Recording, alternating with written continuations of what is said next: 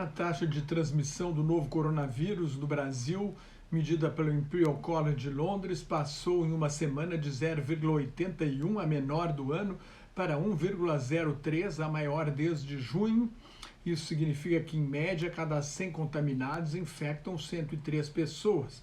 Quando a taxa passa de 1, indica que a circulação do vírus está em aceleração e pode sair de controle.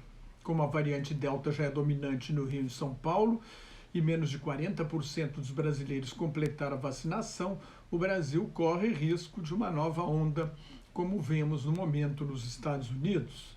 O ministro Ricardo Lewandowski, do Supremo Tribunal Federal, deu autonomia aos estados e municípios para tomar decisões sobre a vacinação de adolescentes que o governo Jair Bolsonaro tentou suspender.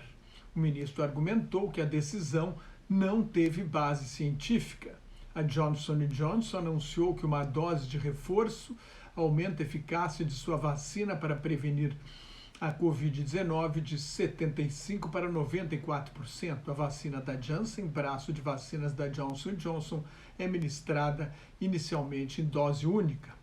A China fechou Harbin, uma cidade de 10 milhões de habitantes, por causa de um único caso de Covid-19, e ainda luta para controlar um surto na província de Fujian, com mais de 400 casos confirmados, mas nenhuma morte. Em seu discurso na Assembleia Geral das Nações Unidas, o ditador chinês Xi Jinping prometeu doar 2 bilhões de doses de vacinas até o fim do ano. A onda da variante Delta desacelerou, mas não parou a recuperação da economia mundial, concluiu o último relatório trimestral da Organização para a Cooperação e Desenvolvimento Econômico, publicado nesta terça-feira. A perspectiva econômica da OCDE reduziu as previsões de crescimento para este ano, mas manteve para o próximo ano e fez um alerta sobre o risco de inflação nos próximos 2 anos. Os países ricos e em desenvolvimento da OCDE devem crescer 6% neste ano, em vez dos 6,9% esperados do relatório anterior. A queda na expectativa de crescimento global foi pouca, de 5,8% para 5,7%. Apesar da falência iminente da mega empresa chinesa Evergrande, o relatório manteve as previsões para a China. A Evergrande acumula dívidas de 300 bilhões de dólares, mais de 1 trilhão 575 bilhões de reais.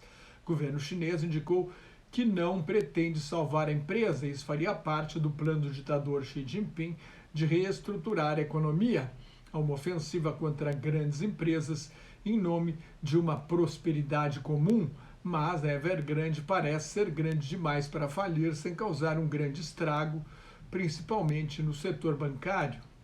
O capitalismo já criou empresas grandes demais para falir na China, como o mercado financeiro chinês é fechado e o yuan na moeda chinesa não é conversível, o impacto direto sobre o mercado internacional será pequeno, de acordo com os analistas, mas como a China é a segunda maior economia do mundo e a maior potência industrial do planeta, qualquer problema interno da China vai reverberar no resto do mundo. A China hoje é uma superpotência econômica, onde a regra é crescer, crescer e crescer. O país acumula dívidas equivalentes a 264% do produto interno bruto, contando as dívidas dos setores público e privado e das famílias. É um erro presumir que a China terá um crescimento linear e sempre positivo. A crise virá inevitavelmente um dia e aí o poder absoluto do Partido Comunista será questionado, especialmente se virar uma ditadura unipessoal, como parece no caso com Xi Jinping. Para o Brasil, a expectativa é de um crescimento de 5,2% neste ano e 2,3% no próximo. Os economistas do Brasil já reduziram as previsões para 5% neste ano e para 2% ou menos em 2022. A recuperação mundial continua forte, sustentada por gastos públicos, os bancos centrais e campanhas de vacinação. O produto mundial bruto voltou ao nível pré-pandemia, mas é uma recuperação desigual, com vantagem para os países ricos, que estão adiantados na vacinação, e os países emergem da crise com desafios diferentes. No caso do Brasil, o maior desafio é o desemprego, E a volta da inflação obriga o Banco Central a aumentar os juros, e isso vai reduzindo ainda mais o ritmo da retomada. E isso que o OCDE não falou da escassez de energia e da crise política permanente. O presidente Jair Bolsonaro voltou a envergonhar o Brasil no discurso ao discursar na abertura dos debates da sessão anual da Assembleia Geral das Nações Unidas, apresentando um país com economia em ordem, excelente para investimentos, que protege o meio ambiente e os direitos dos povos indígenas, quando o mundo inteiro sabe que a realidade é muito diferente. Além de ser o único entre 133 líderes nacionais a não se vacinar contra a Covid-19, 2 membros da comitiva brasileira pegaram o vírus e provavelmente andaram propagando a doença nos Estados Unidos. É mentira que as manifestações de 7 de setembro tenham sido as maiores da história, a campanha das eleições diretas em 1984, as jornadas de junho de 2013 e os protestos pelo impeachment da presidente Dilma Rousseff em 2016 reuniram muito mais gente. O Brasil gera 80% da energia de fontes renováveis, disse Bolsonaro. Na verdade, só 48%. E a seca que o país enfrenta é resultado da destruição da floresta amazônica, a grande máquina de fazer chuva da América do Sul.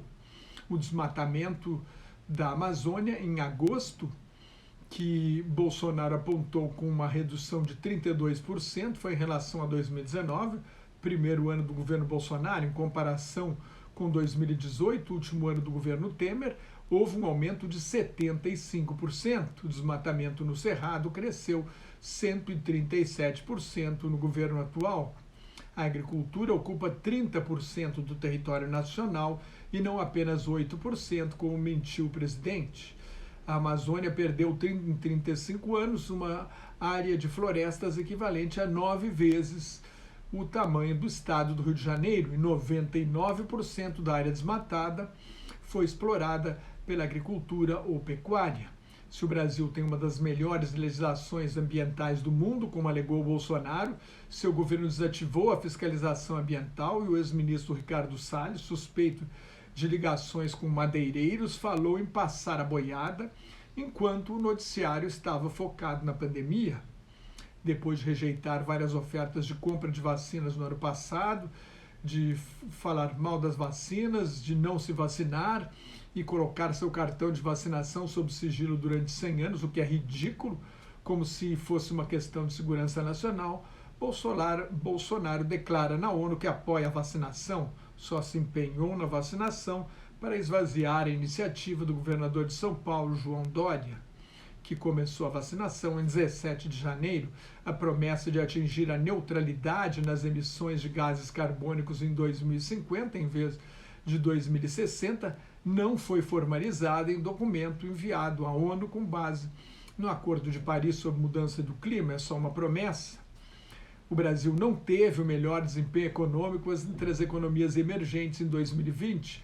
A China, a Rússia e a Nigéria, só para citar 3 países, serão melhores do que o Brasil. Neste ano, o Brasil está em 5º entre as grandes economias da América Latina.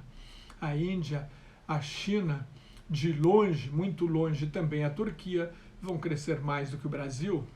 Com certeza, a corrupção não acabou, como revelam as negociações de vacinas investigadas pela Comissão Parlamentar de Inquérito do Senado sobre a pandemia, os inquéritos sobre rachadinhas, as casas dos filhos do presidente, a tentativa de interferir na Polícia Federal denunciada pelo ex-ministro Sérgio Moro, a exportação ilegal de madeira apreendida nos Estados Unidos, os 16 bilhões de reais do orçamento nas mãos dos deputados sem maior fiscalização, as irregularidades na compra de computadores para escolas pelo Fundo Nacional de Desenvolvimento da Educação, o orçamento secreto para financiar máquinas agrícolas para deputados e aliados do governo, o tratoraço noticiado pelo jornal Estado de São Paulo e os ataques à lei da ficha limpa.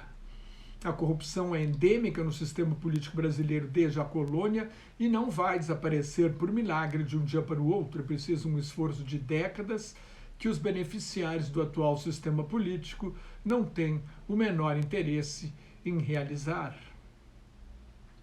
mais notas e comentários sobre política internacional no meu blog Globalização em Crise, onde estão os últimos números da pandemia, no meu Twitter e no Facebook, onde colaboro com o grupo Quarentena News. Cuide-se, a variante Delta está aí e a transmissão está aumentando. Fique em casa se não tiver nada importante a fazer na rua. Use máscara e tente manter uma distância mínima de 2 metros de outras pessoas quando tiver de sair à rua. Higienize sempre as mãos, não perca a oportunidade de tomar vacina e muito obrigado pela sua atenção.